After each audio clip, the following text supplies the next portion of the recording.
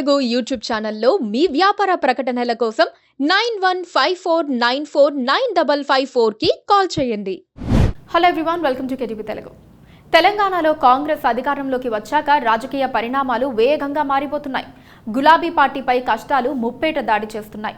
శాసన మండలి చైర్మన్ గుత్తా సుఖేందర్ రెడ్డి తీరు బీఆర్ఎస్ కు తలనొప్పిగా మారింది. బీఆర్ఎస్ అధికారంలో ఉన్నప్పుడు ఆ పార్టీ తరపునే గుత్తా మండలి చైర్మన్ అయ్యారు. కానీ ఇటీవలి పరిణామాల కారణంగా మండలి చైర్మన్ మీద అవిశ్వాసం పెట్టాలని కారు పార్టీ ఆలోచిస్తోంది. అసలు అవిశ్వాసం సాధ్యమవుతుందా? ఒకవేళ సాధ్యమైనా బీఆర్ఎస్ సభ్యులు మండలి చైర్మన్ ను గద్దె దించగలుగుతారా? అసలు గులాబీ బాస్ వ్యూహం ఏంటి?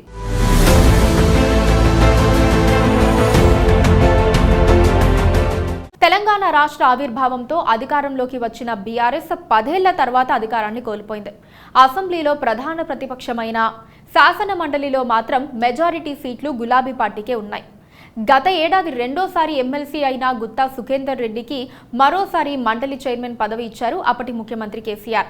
అయితే బీఆర్ఎస్ పార్టీ అధికారం కోల్పోవడంతో ఇప్పుడు మండలి చైర్మన్ గుత్తా సుఖేందర్ రెడ్డి తీరు గులాబీ పార్టీ నాయకత్వానికి చికాకుగా మారింది. ఒకప్పుడు పార్టీలో చాలా యాక్టివ్గా ఉండే గుత్తా సుఖేందర్ రెడ్డి ఇప్పుడు అంటీ ముట్టనట్లుగా వ్యవహరిస్తున్నారు. దీనికి ఓ కారణం ఉంది. గత అసెంబ్లీ ఎన్నికల్లో తన కుమారుడు అమిత్కి అసెంబ్లీ టికెట్ ఇవ్వాలని కేసీఆర్ను గుత్తా సుఖేందర్ రెడ్డి కోరారు. దీనికి కేసీఆర్ కూడా సుముఖత వ్యక్తం చేశారు. తీరా ఎన్నికలు సమీపించే నాటికి నల్గొండ జిల్లా బీఆర్ఎస్ నేతలు గుత్తా సుఖేందర్ రెడ్డి కుమారుడికి అడ్డుపడ్డారు. దీంతో ఆయనకు టికెట్ రాకుండా పోయింది. ఆ తర్వాత గుత్తా కుమారుడు అమిత్ రెడ్డిని కాంగ్రెస్ నేతలు కలిశారు. ఆ వెంటనే ఆయన రేవంత్ సమక్షంలో కాంగ్రెస్ తీర్థం పుచ్చుకున్నారు. కుమారుడు కాంగ్రెస్ పార్టీలో చేరడంతో గుత్తా సుఖేందర్ రెడ్డి గులాబీ పార్టీలో గతంలో మాదిరిగా పాల్గొనడం మానేశారు. ఆయన చూపులు కూడా పక్క పార్టీపై పడడంతో బీఆర్ఎస్ నాయకత్వం తక్షణ కర్తవ్యంపై ఫోకస్ పెట్టింది. శాసన మండలి చైర్మన్ పై అవిశ్వాసం పెట్టి ఆయన్ను గద్దెదించాలని బీఆర్ఎస్ ప్రయత్నిస్తున్నట్లు తెలంగాణ భవన్ వర్గాల్లో గుసగుసలు వినిపిస్తున్నాయి. మండలిలో పూర్తి స్థాయి మెజారిటీ బీఆర్ఎస్ కు ఉంది.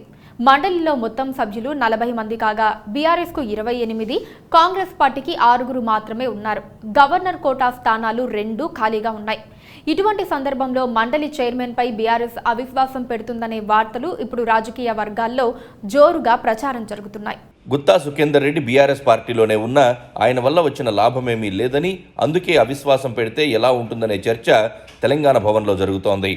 శాసనసభలో కాంగ్రెస్ పార్టీకి బలమున్న మండలిలో హస్తం పార్టీకి ఉన్న సభ్యులు చాలా తక్కువ. అయితే బీఆర్ఎస్ ఎమ్మెల్సీలు సగం మందికి కాంగ్రెస్ పార్టీ గాలం వేస్తున్నట్లు వార్తలు గుప్పుమంటున్నాయి. ఒకవేళ కాంగ్రెస్ ప్రయత్నాలు సక్సెస్ అయితే మండలిలో అధికార పార్టీ బలం భారీగా పెరుగుతుంది. బీఆర్ఎస్ మెజారిటీ నుంచి మైనారిటీకి పడిపోతుంది. ఈ నేపథ్యంలోనే అవిశ్వాసంపై చర్చ జరుగుతోంది. అవిశ్వాసం పైన చర్చ జరుగుతోన్న వేళ బలాబలాలు పరిశీలించుకుంటున్నాయి పార్టీలు. అవిశ్వాసం నెగ్గాలంటే మండలిలో ఉన్న సభ్యుల్లో సగం మంది మద్దతు కావాలి. మెజారిటీ పార్టీల మద్దతు కూడా కావాలి. అందరూ ఒప్పుకొని తమకే ఓటు వేస్తే సరే, లేదంటే పరిస్థితి ఏంటనేది బీఆర్ఎస్ బేరీజు వేసుకుంటోంది. అధికారం కోల్పోయి పార్లమెంటు ఎన్నికల్లో 0 ఫలితాలతో డీలా పడ్డ గులాబీ పార్టీ మండలిలో తనకున్న మెజారిటీని ఎలా కాపాడుకుంటుంది? గుత్తా సుఖేందర్ రెడ్డిని దించగలిగితే బీఆర్ఎస్ శ్రేణుల్లో నూతన ఉత్తేజం వస్తుంది.